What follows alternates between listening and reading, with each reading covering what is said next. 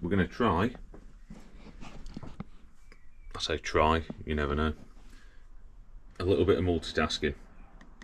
We've got the second valve guide that needs to be machined, and this lathe needs truing up. It was cutting on one hell of a taper when I was trying to do the other one, and it was taking a lot to manage it. Yeah, there's a bit of paper up here. So essentially what I was getting, let's find a blank page. Should have organised this a bit better, shouldn't I? There we go. So there we go, bit of paper. So as I was cutting, it was getting narrower as I went along. So I was essentially getting this. So of course it's further away from the chuck it was getting, the fatter it was getting. Which at first would maybe make you think there's a load of play in those bearings and bushes. But I've just had a good wrench and pull at them and they all feel nice and good. There is no adjustment on the headstock of this lathe, so it will simply be twist on the bed. So since the work is narrowing as it gets towards the headstock, that would make me think that this corner of the lathe is low. As you can see, it's not the most rigid of setups. This isn't something I've done, it's just how I bought the lathe. Originally it was a short bed lathe, and at some point in its life it's had the longer bed on. It is a cracking little lathe really. It's yeah, it's the little lathe that could. So really I think that they made these somewhere between, it was quite a long run. I think they started making them in about the 1920s and it went into the 1940s. The longer beds were a later model from what I've gathered. Could be entirely wrong, feel free to tell me if I am. So yeah, started life as a short bed, had a longer bed put on. Someone's made an extension for it, as well as many other alterations. You see everything's been cut off underneath there and a more modern cross sliding bits put on it. She's got a BSA gearbox on the back of her. More gearing options, I suppose. It works out quite well. And there is, underneath the swarf, quite a modern motor down there. Only a couple of years old, I think. But yeah, I said every now and then it does go out of true. I'm sure it is because of that plate at the bottom there.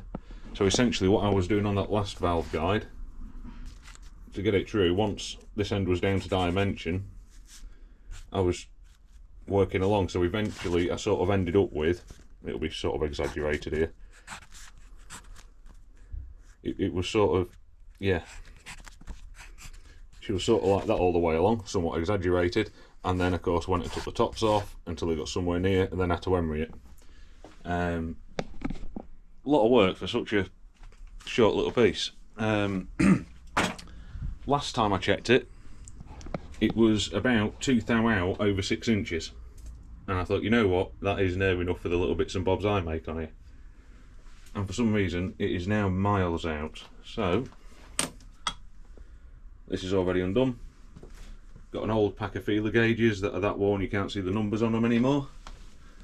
So they're going to get cut up, this corner lifted, and just one at a time, slide them under here, bolt it back down. Then we'll do a cut, measure it, and see where we are. If it's worse, we'll take it out and do it to the other side. If it's better, but not there, we'll just add more. Right, I'll get started.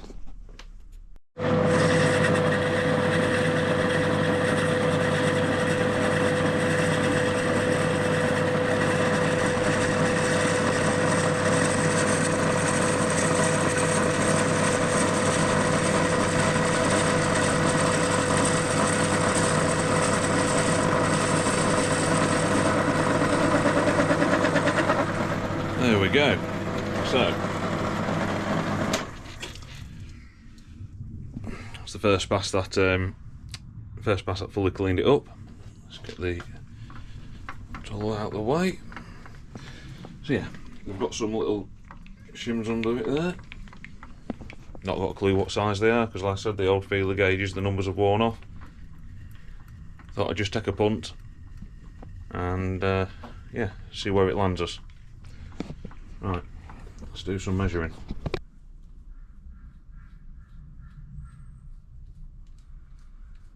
so we're just going to check the two extremes of the end of the bits of metal first, because of course that's where the greater distance will be.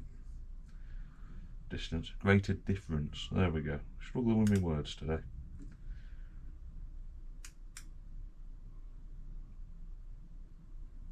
I'm happy with that.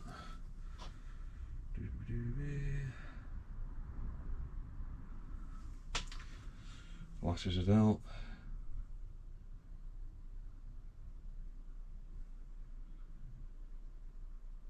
Alright, so that's 18.95. And this end is still bigger.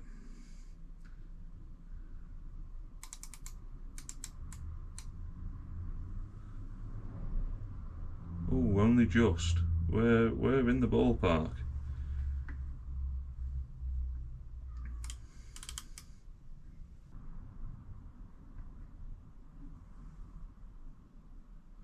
Well, that is not a bad first guess. I know that's not a huge distance. It's about 1 3/4, I think. There we go, sort of 1 3/4. Let's find a measure. Find out. Just short of 2 inches. You can see there. Let's get it up to there. So yeah, that's where we've machined up to, and it is just shy of 2 inches we're done. So yeah, sort of 50mm-ish. And over that 50mm, we are out 0.01 of a millimetre. What's 0.01? Half a thou? Half a thou. I think I can live with that on this lathe. Flipping out, that was a good first guess, wasn't it? What I'll do is I'll keep machining this and just see if it goes out while I'm doing it, because we might have some other issues going on. Hopefully not. Yeah, hopefully that's it. So I'll just make sure everything is locked down, still nice and tight. Superb. Yeah, I can live with half a thou over 2 inches. Okay, so we've just done another cut. Well, I've done a few, but I think my taper's coming back.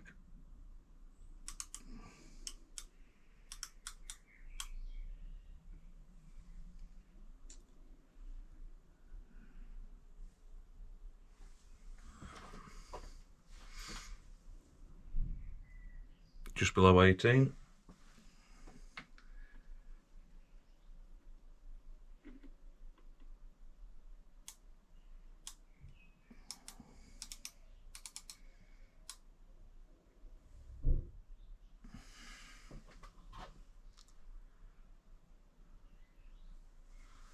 .07. That's what it was doing yesterday.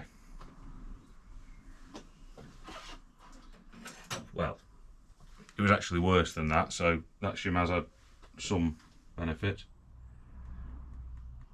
Might have just settled. Right. I'll take everything apart before we carry on. Flipping heck. There we go, get you out from under there. So yeah, I'll take that little lot apart again, and we'll see about putting some more shims in. It'd be nice if the shim still had the numbers in, so I knew what I'd already done. But yeah, we'll try again and we'll have another go. Okay, so we've got more shims in. I've done another pass, and it's not fixed a thing. It's not made it worse, it's not made it better either.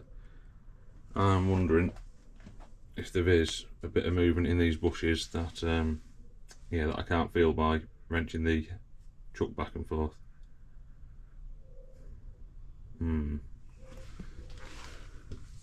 So what I might do then is whip them back out,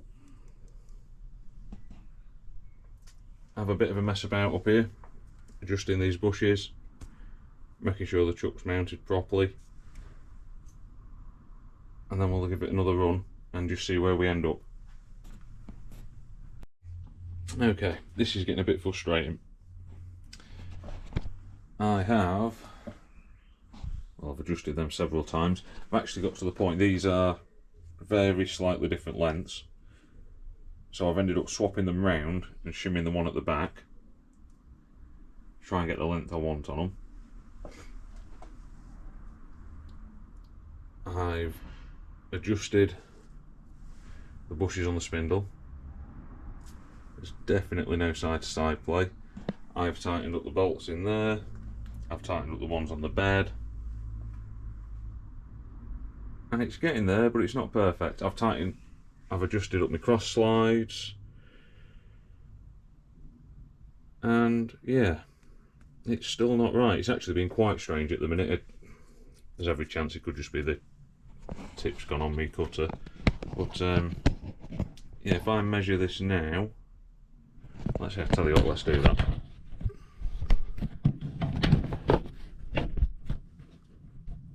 There we go, we're somewhere near.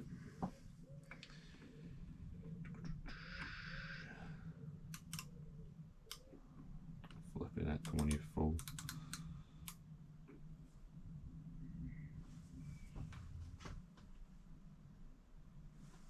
Let's try that again.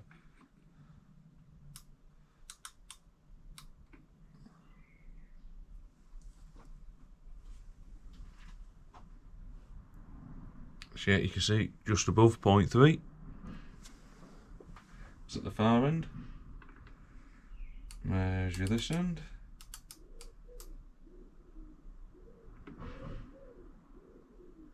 Try again.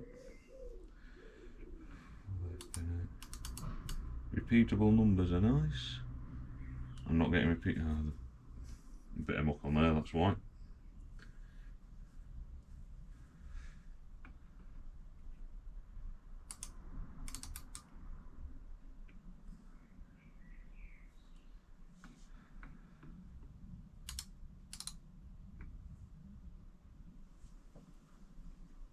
There you go. A little bit above 0.3 at this end.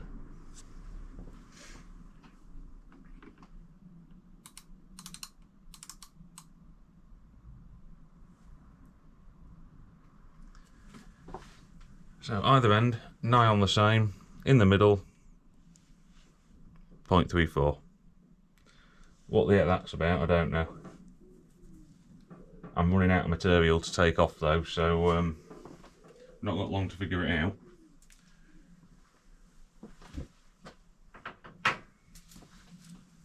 I may just try a different cutting speed, see if that makes a difference, and then we'll try again. But yeah, either end, there enough. Why the hell it's bulging out in the middle now, I couldn't tell you. Right, I'll have another go. Okay, so bad news and bad news. I got that carried away with machining that. I completely blew the dimension, so well, I just kept going because I figured it was knackered anyway. No amount of adjusting stuff is getting it anywhere. I mean, on the positive side, there is enough meat there to just flip it round and machine that side and still get a guide out of it. I don't want to be having to buy more bronze. And yeah, so I've carried on messing about with the lathe here. We've just got a bit of rodding, dial gauge on. As you can see, as I wind further and further away from the chuck,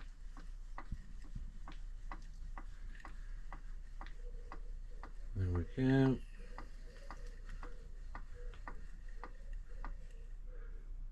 That's going down. So, if that's going down, if it's the little bit of rod that's slightly bent, if I spin it 180, it should go up. So let's just get this back to the beginning again. Okay, let's unlock that. There we go. So there we go, we've flipped it 180.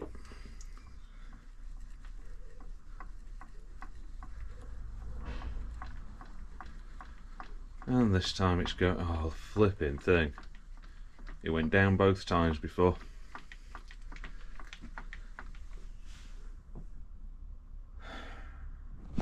Forget this bit.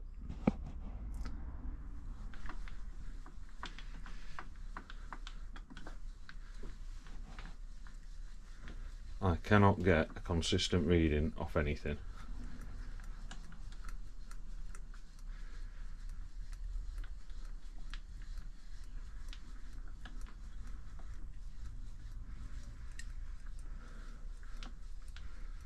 So yeah, that's going down again, so yeah.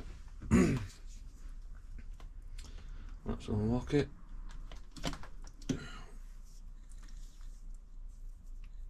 $180. Come on, you sod. Lock in place. There we go. So that's that locked in.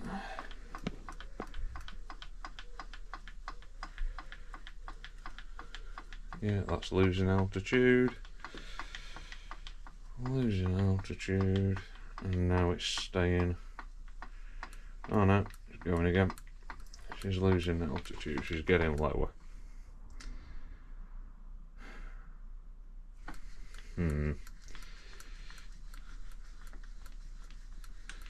So that's getting lower towards the end. Let's flip it round. Flip it, spin it, do whatever.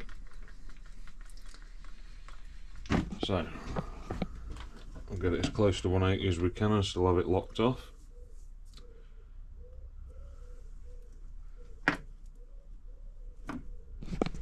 Flipping heck. Let's try again.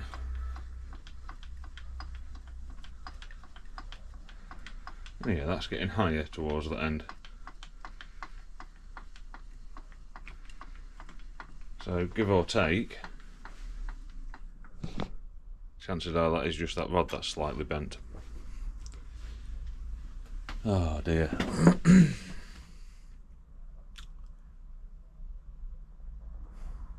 You know, I can't figure this one. Something's out of line somewhere. I'll keep going. Okay, so I've been messing about with this for quite a while now. I've got another bit I've been using as a mandrel, just turning it down, just a bit of cheap steel. Obviously I've got a bit of rod in there, it's currently in the chuck. Well, I wanted to check chuck alignment as well, headstock alignment. Just flipping out, that's the headstock. Wanted to check tailstock alignment as well, there we go, got my words out. And I am getting nowhere. Absolutely nowhere with it. Doesn't seem to matter what I adjust or change, is always out and out in the same direction. Every now and then you get a reading and you think, oh, flipping heck, yeah, that's near enough, like after the initial change we did. Then you do another pass and you go, no, it's back to normal again. I'm beginning to think it is just wearing the bed. I always keep it well lubricated and keep the swarf cleaned out of the underside there, but it could just be she's getting a bit worn out, the old girl.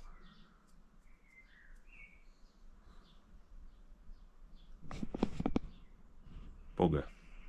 Again. Yeah. I mean, gives me an excuse to get another lathe. All I need is the money now. I could barely afford this one. Well, I couldn't afford this one, but you know. If I didn't do things I couldn't afford, I wouldn't do anything.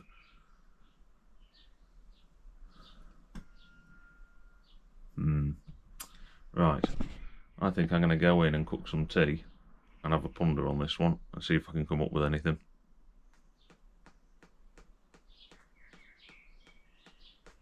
Yeah, I'll do that. Right.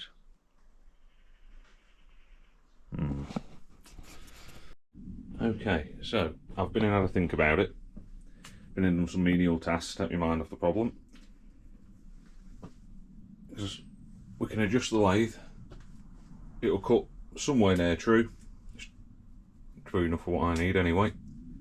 And then 2 or 3 cuts later, it's back cutting a taper again. Of course, I've tried having my slides in all different positions just in case it's wearing the bed. Doesn't seem to make much difference. I'm wondering, being a round bed and all, if it's slipping in the ends. So I'm adjusting it, locking it all down, it cuts true, and then the bed is slowly working back round to where it was. Now there is a little grub screw in the top here. Quite whether it's actually doing anything or not, I couldn't tell you. And I'm presuming, I've not seen it yet, but I'm presuming there's something at this end as well. So I think I'll whip them out and just see what they're doing. Okay, with a bit of luck, that could have been the problem. That's the grub screw. Had a flat bottom on it, and there was no recess at all for it to locate in here, and it wasn't mega tight. And you could see down the hole sort of a shiny patch where it had been rubbing. So what I've done, when I find it, you might be able to see it, you might not. I've just drilled slightly into this part just to put a recess in it, and then ground a slight taper on the end of the grub screw, so it's got something to locate in. So hopefully, if I welly that back down, we can have another go at setting the lathe up. I'm running out of bits of metal to check it with. Yeah, I'll do that. I'll put it back together again, and we'll go from there. Okay, so I've just put a clean up cut on. We can't cock this up because I need this bit. This is going to be the valve guide. It is miles out, hell of a taper, so I know which way it's going. It's tapering the same way it's always tapered. Gets narrower towards the headstock of the lathe. So yeah, now that the grub screw is actually doing something and holding things in place, I'll readjust these and see if we get an improvement. Okay, well it's still doing it. So I've located and removed the grub screw from this end of the lathe. Square end on it, about quarter Whitworth. Yeah, it was nipped, but it wasn't what I'd class as tight. So I whipped it out, clean the threads up, and we'll put it back in and try again. But I am running out of material here, so one last go, and then I might just have to try and make the best of a bad job and get it as good as I can with what I've got. See what happens. Okay, well I think I've got it. We're down to dimension now on that guide. There she is. She's, well, it's half a thou above. I'm just going to let it cool for a moment longer and just see if that does bring it down. Failing that, we'll just use a bit of cheap paper, a bit of emery cloth with some, some freon oil and bits sprayed on it. It'll get rid of that half a thou. But we'll have to get quite extreme down on the adjustments here. Gave up with the bits of shims. Ended up sticking a dirty great big washer in. Yeah, so with this tower is slightly taller than the other one. I've swapped them about again. But yeah, it still doesn't cut brilliantly. There's a lot of flex in everything to get it down to sort of where I want it. You have to do sort of 4 or 5 spring passes to get it down. So something around here is not doing what it should be doing. But yeah, if you just spring pass it back and forth, it does now come into true. Yes, I think I'm just going to put it down to the yeah, lathe has been very old and very tired. Like I said, she's a bit of a bitzer anyway. I don't know what half the stuff is on it, to be fair. It's most of it's Drummond, but it's all different ages of Drummond. Like I said, I think going off the plates and bits on there, the headstock's about, give or take, about 100 years old ish. I'd have thought the bed maybe 80 years old. Lord knows what the stand was for originally, but of course the cash tray has got, chip tray's got a crack in it and it's been plated. Of course these feet are meant to be mounted here, but an extension's been made for it. It's got the old 3-speed BSA gearbox on the back there. It's a modern chuck, modern slide and cross slide, or compound if you're in America, I suppose. So yeah, she's all sort of made up out of bits over the years, and she's been modified. So yeah, don't quite know where to go next with it. I'll maybe see how I get on doing the next couple of little bits I've got to do on it. And if I can't get it anywhere near, we might have to see about getting something a little bit more precise. Which is a shame, because I like this whole thing. But you know, on the other hand, if we're getting something different, we'll get something bigger. Maybe have a go at making a crankshaft then. Yeah. Let's see, eh? Right. Well, thank you for watching. And yeah, we'll catch you in the next one. Ta-da.